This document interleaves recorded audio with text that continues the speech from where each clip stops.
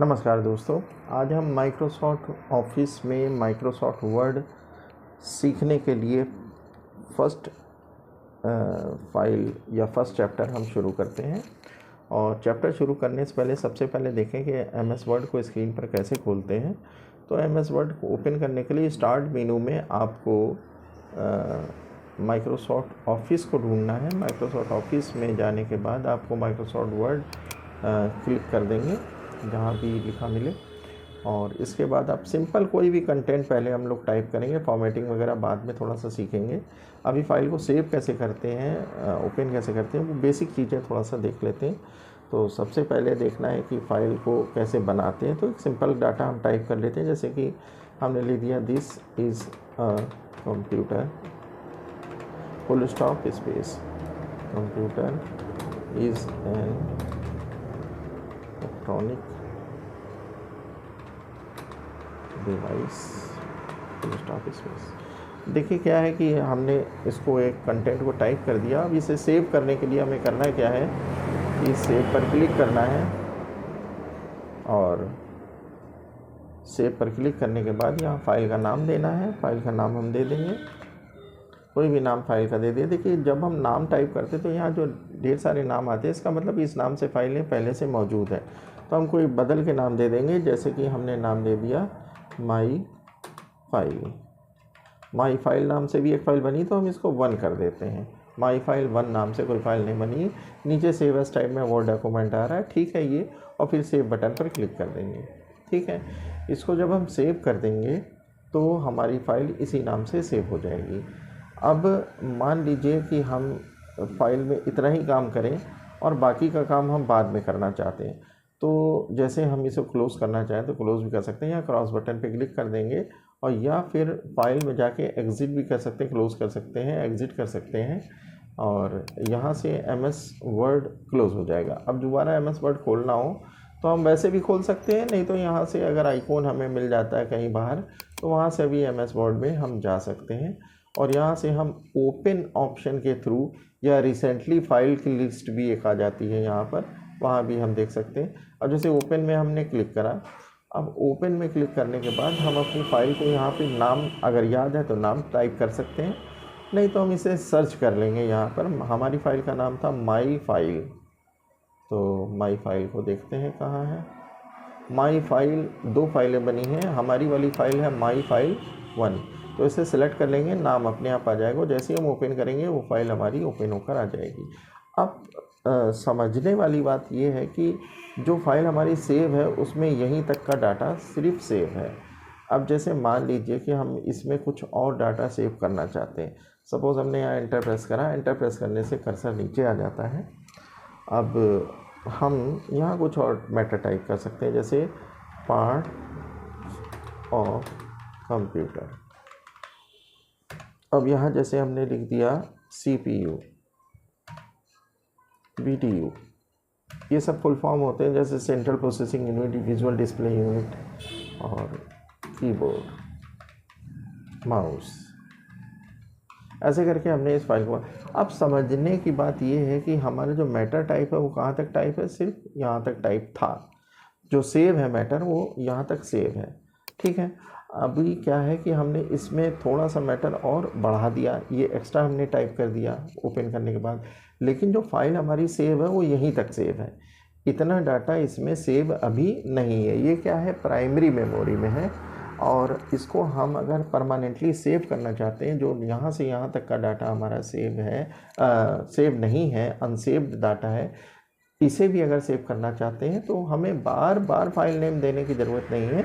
बस हम एक ही बार में जाकर इस पर सेव पर बस क्लिक कर देंगे, और इसका एक शॉर्टकट आता है जो हम कीबोर्ड से Ctrl+S क्या प्रेस कर देंगे, हम CTRL की होगी, उसके साथ +S, ये Ctrl+S, ये हम कीबोर्ड से अगर प्रेस कर देंगे तो भी हमारी फ़ाइल उसी पोजीशन में सेव हो जाएगी जिस पोजीशन में हम करंट पोजीशन में हैं। जैसे कि ये फ़ाइल हमारी इसी पोजीशन में हमें सेव करना है, तो हम कीबोर्ड से Ctrl+S कर देंगे,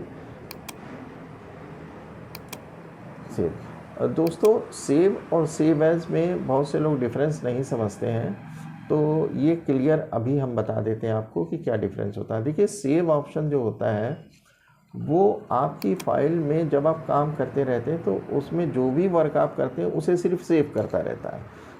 पहली बार जब आप इस पर क्लिक करेंगे तो हमेशा वो नाम देने के लिए बॉक्स खुलेगा, एक डायलॉग बॉक्स खुलेगा, उसमें नाम देने के लिए होगा।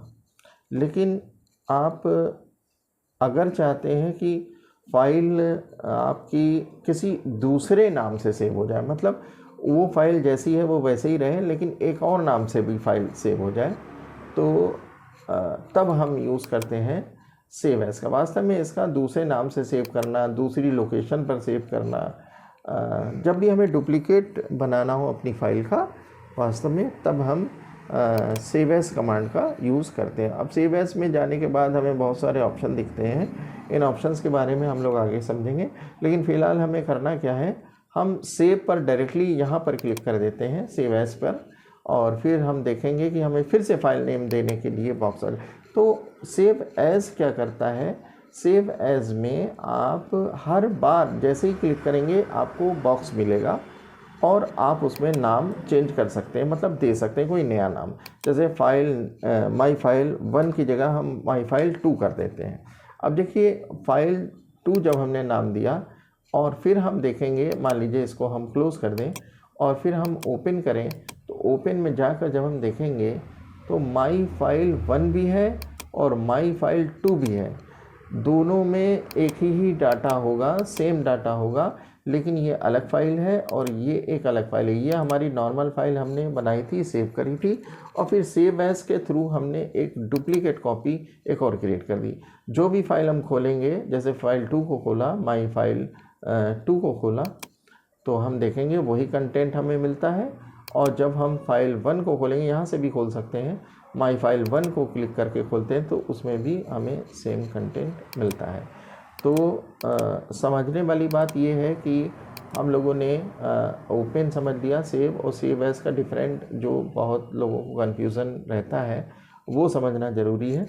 वो अगर आपने समझ लिया तो बहुत अच्छी बात है।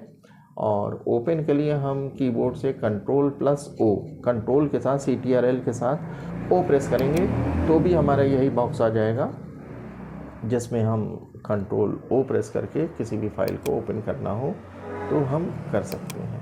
ठीक है। अब हमें मान लीजिए कोई नई फाइल बनानी है, तो नई फाइल बनाने के लिए ज़रूरी नहीं कि हम इसको क्लोज़ करें और फिर बाहर आएँ। हाँ, यहाँ सबसे ऊपर न्यू फाइल, न्यू एक ऑप्शन आता है, आप न्यू पर क्लिक कर दें और आप डायरेक्टली नई फाइल में पहुँच जाएंगे।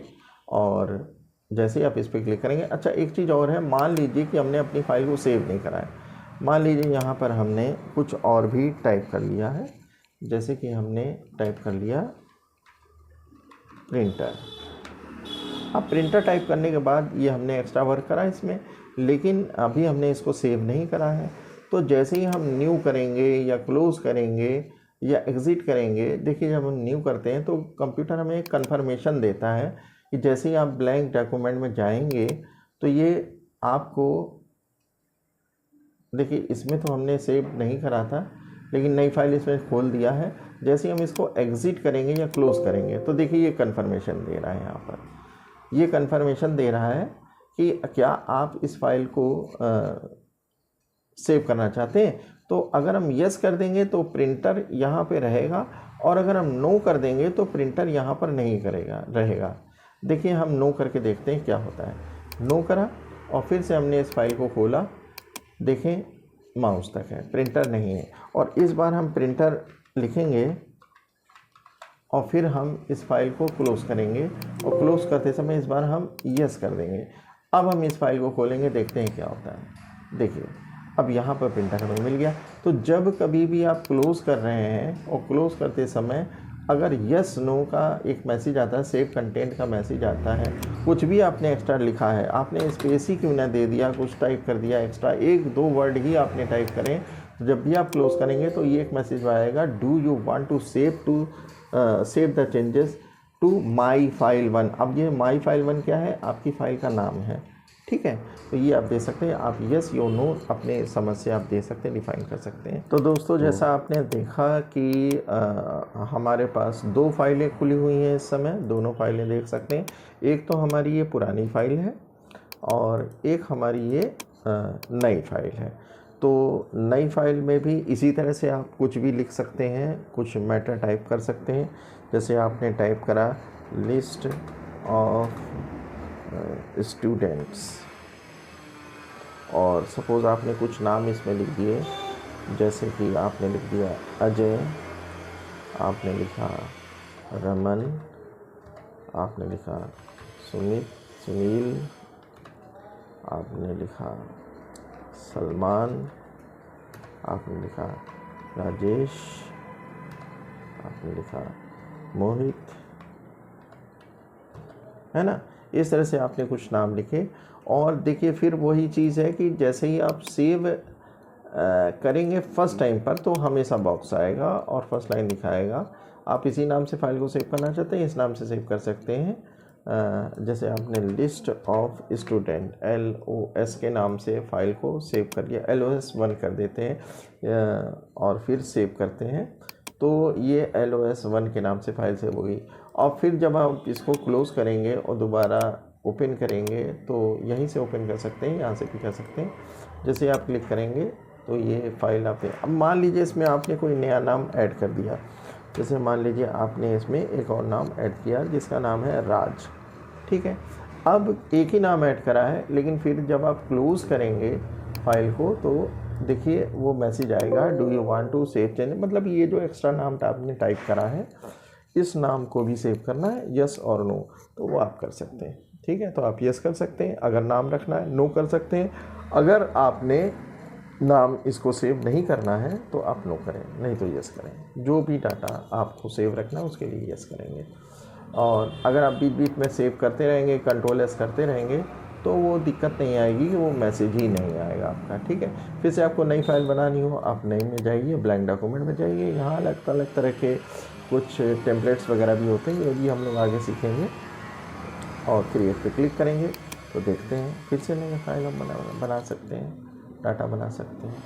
तो दोस्तों ये आपका फर्स्ट चैप्टर है जिसमें हमने आज सीखा कि नई फाइल कैसे बनाते हैं, पुरानी फाइलों को कैसे ओपन करते हैं बेसिक तरह से, और सेव कैसे करते हैं, तो फाइल को डुप्लीकेट कैसे बनाते हैं, इतना हम लोगों ने सीखा। अगर आपको क्लास अच्छी लगी हो तो आप चैनल को सब्सक्राइब कर सकते हैं, लाइक कर सकते हैं, शेयर कर सकते हैं। Thanks for your time. नमस्कार।